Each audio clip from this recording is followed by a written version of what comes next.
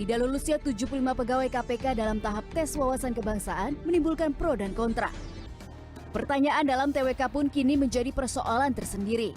Berdasarkan pengakuan pegawai KPK yang mengikuti tes ini, ada pertanyaan-pertanyaan yang menyudutkan masalah privasi, seperti alasan belum menikah, gaya berpacaran, hingga soal pernah atau tidak menonton video porno.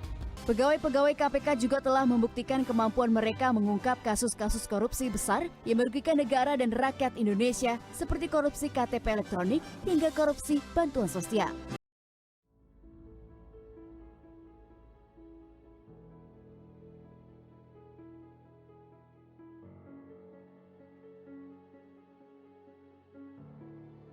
Akhir-akhir ini ramai diberitakan mengenai soal TWK atau tes wawasan kebangsaan pegawai KPK yang dianggap tidak relevan.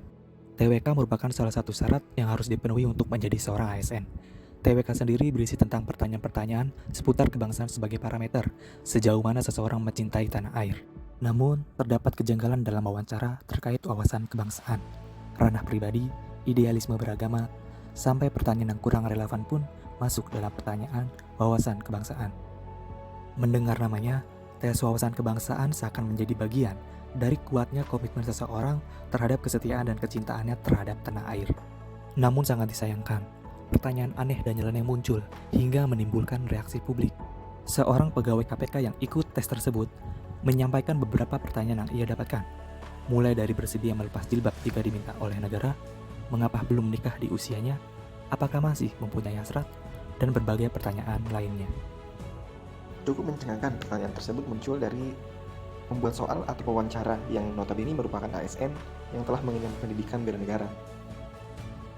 Apakah ini karena kurangnya wawasan kebangsaan atau didesak oleh sebuah kepentingan?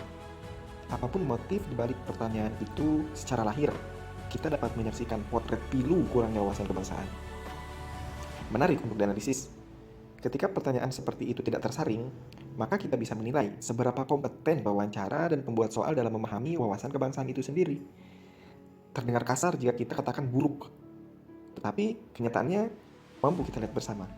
Di pertanyaan-pertanyaan yang aneh bin nyeleneh tersebut, tentu kita menimbulkan pertanyaan kembali. Jilbab model seperti apa yang melunturkan rasa cinta seseorang terhadap tanah air? Bukankah sila pertama adalah ketuhanan? Apakah ada hubungan antara bujang dengan kecintaan terhadap tanah air? Apakah hal-hal tersebut bertentangan dengan nilai-nilai dasar ASN, yaitu aneka? Hal ini menunjukkan bahwa betapa pentingnya pendalaman nilai-nilai berbangsa dan bernegara, terutama bagi para ASN yang notabene adalah membuat kebijakan agar kecintaan terhadap tanah air benar-benar mengalir, tidak kontekstual dan tidak pula teknikal. Sejarawan, para guru besar di bidang pendidikan kewarganegaraan, dan para pakar di bidang ini tentu perlu dilibatkan untuk membuat suatu tolak ukur yang tepat dalam menilai wawasan kebangsaan atau kecintaan seseorang terhadap tanah air. Hal ini kita perlukan tentunya agar masyarakat percaya kepada para penyelenggara negara. Penyelenggaraan tes ini terkesan mendadak, menunjukkan kurangnya koordinasi antara lembaga-lembaga yang terkait. Jika saja koordinasi antara lembaga terkait berjalan dengan baik, tidak akan dikeluhkan mengenai waktu yang mendadak.